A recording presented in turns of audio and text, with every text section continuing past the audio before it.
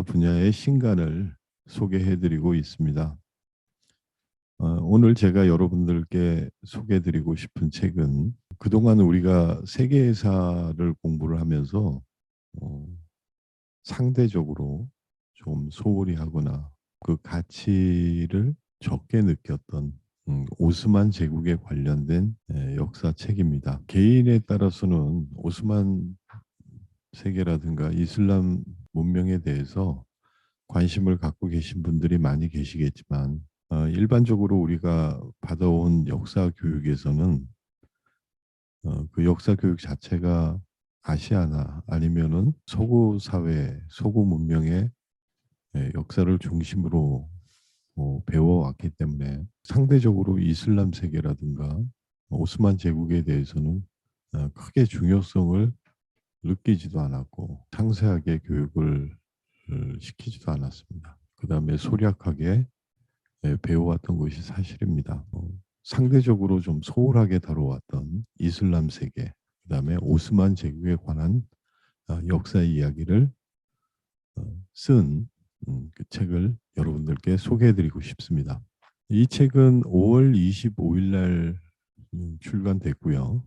그 다음에 원 제목은 God's Shadow, 신의 그림자라고 하는 책입니다. 이 책을 자료를 보면서 하나씩 소개해드리도록 하겠습니다. 이 책의 제목은 술탄 쉘림입니다. 책의 표지에서 그 원제가 드러나 있는데요. 신의 그림자.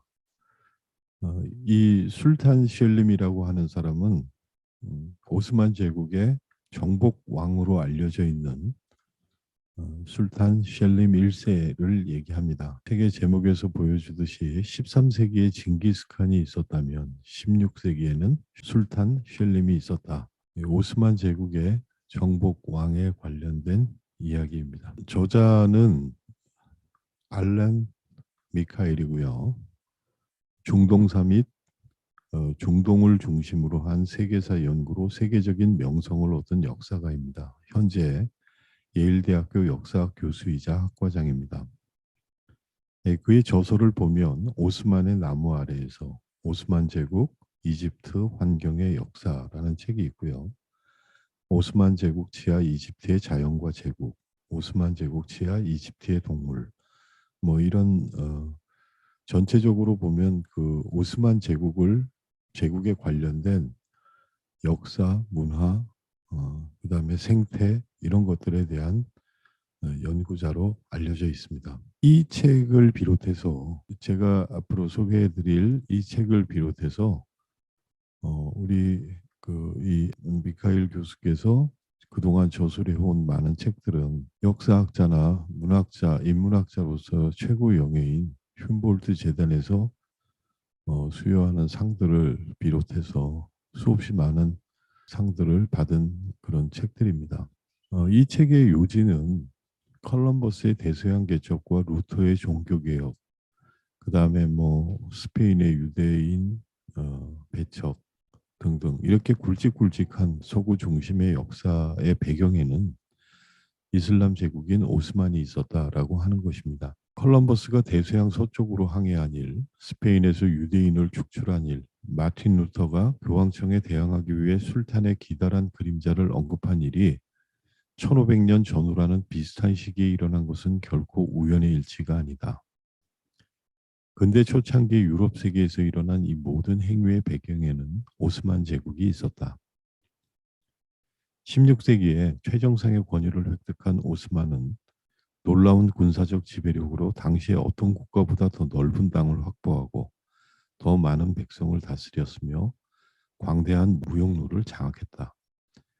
그들의 위력 앞에서 유럽인들은 지중해를 포기하고 신세계를 찾아 나설 수밖에 없었다. 다시 말하면 지리상의 발견이라든가 어떤 종교개혁과 같은 세계사에 있어서 결정적인 분기점을 마련한 그런 일들이 바다 세계가 열리고 식민지가 개척이 되고 유럽의 세계가 세계로 확장해가는 그런 일들은 마치 그 서구가 스스로 서구의 자생적인 능력, 힘에 의해서 세계사의 흐름을 주도했다기보다는 앨런 미카엘 교수의 주장에 의하면 그것은 오스만 제국, 이슬람 제국인 오스만 제국이 너무나 강성했기 때문에 그들의 벽을 넘지 못해서 그 대안으로 다른 세계로 이동할 수밖에 없었던 그런 역사다. 이렇게 이제 주장을 하고 있습니다.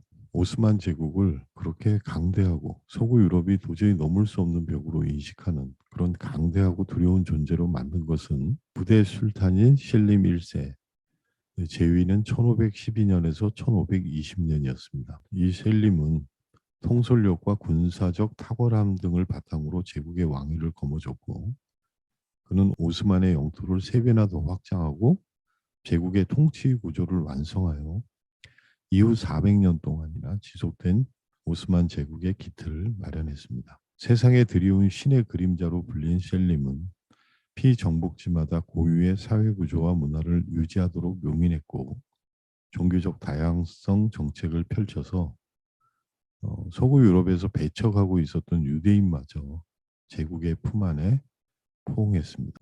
지금 여러분들 슬라이드에서 보는 이 사진이 바로 슐탄 셀림 1세의 모습입니다. 예일대 역사학 교수이신 그 앨런 미카일이 쓴 이 책은 셀림의 탄생부터 죽음 이후까지 전생애를 탁월한 필력으로 그려내면서 이 강대한 이슬람 제국에 대한 반작용으로 유럽 근대가 형성되기 시작되었다고 하는 매우 도발적이고 혁신적인 주장을 펼쳤습니다. 그렇다면 우리가 목차를 한번 보면 이 책의 구성은 술탄 셀림의 일생을 아주 방대한 다양한 자료들을 통해서 상세하게 서술하고 있는데요.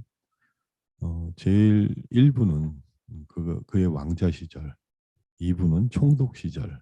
총독 시절에는 전통적으로 내려오는 어떤 정치적 지배력, 지도력 이런 것들을 배웠고, 자신의 그 정치 권력들을 중심으로 벌어지는 주변 사람들의 암투 이런 것들을 경험하고 배우게 됩니다. 제3부에서는 오스만 제국이 안정화 단계에 들어서고 서서히 그 이슬람 제국의 토대를 형성해 가는 시기의 이야기입니다. 이때에는 컬럼버스가 이제 신대륙을 발견하러 출발을 했고, 그 다음에 십자군 운동들이 있었으며, 새로운 세계, 이렇게 서구에 의해서 개척된 세계에 이슬람의 세력들이 어떻게 퍼져나가는 이런 내용들을 다루고, 성지를 이슬람 제국이 장악하면서 오스만 제국 하에서의 예루살렘의 정황은 어떠했는가, 이런 것들이 제3부에서 다뤄지고 있습니다.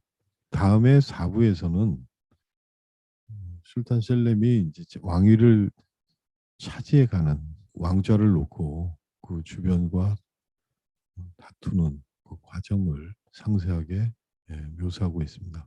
그래서 권력을 나누지 않고 중앙 집권적인 강력한 왕권을 수립하기 위해서 그가 어떤 노력을 기울였는가 하는 것들이 제 4부에서 설명되고 있고요. 5부는 셀렘이 왕위에 오른 뒤에 자신의 제국을 어떻게 확장해 나가는가, 그 정복의 역사, 이것을 묘사하고 있습니다. 네, 6부에서는 기존의 오스만 제국보다 이제 3배나 확장된 통치 영역, 영향력 이런 것들을 다루고 있습니다. 네, 7부에서는 셀렘의 사후 그의 후손들이 그가 세워놓은 오스만 제국의 전통, 통치, 영향력, 그 문화 이런 것들을 어떻게 이어받아서 그것을 확산시키고 있는가 하는 것들을 다루고 있습니다. 책은 출간되자마자 역사학계는 물론이고 정치, 경제, 문화, 종교의 영역까지 엄청난 반향을 불러일으켰습니다. 그것은 우리가 그동안 익히 배워왔던 서구 중심의 혹은 기독교 중심의 역사에서 좀 더 다른 시각으로 당시 1500년 16세기부터 한 4세기 동안 오스만 제국이라고 하는 강력한 이슬람 제국들의 역할, 그 다음에 그들의 기능 이런 것들을 서구 중심의 역사가 그것을 의도적으로 축소시켰고 그 중요성을 기억에서 지우려고 했기 때문이다라고 이제 얘기를 하고 있습니다.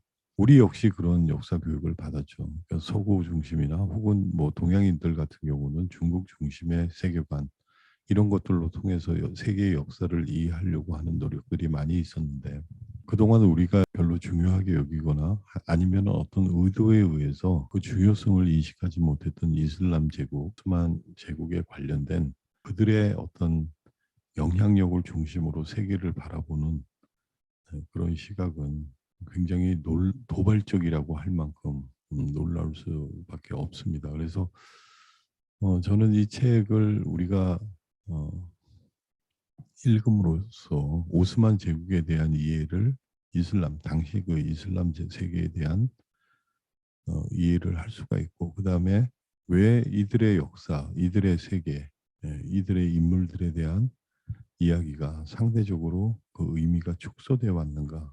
과연 어떠한 목적으로 누구에 의해서 그런 일들이 벌어졌는가라는 것을 또 한번 생각해 볼 수 있는 같은 맥락으로 우리가 세계를 바라보는 눈은 그것이 어떤 그 승자의 역사라고 해서 세계를 주도하고 있는 그런 사람들의 의도에 의해서 전개되는 것이 아니라 자신들이 갖고 있는 고유한 문화와 정통성 이런 것들을 통해서 다시 세계를 볼 수 있는 안목을 키워줄 수 있다라고 생각을 합니다. 앨런 미카엘 교수의 술탄 살렘이라고 하는 책을 내용이 조금 방대하지만 상당히 평이한 문장으로 구성이 되어 있고 재미있습니다.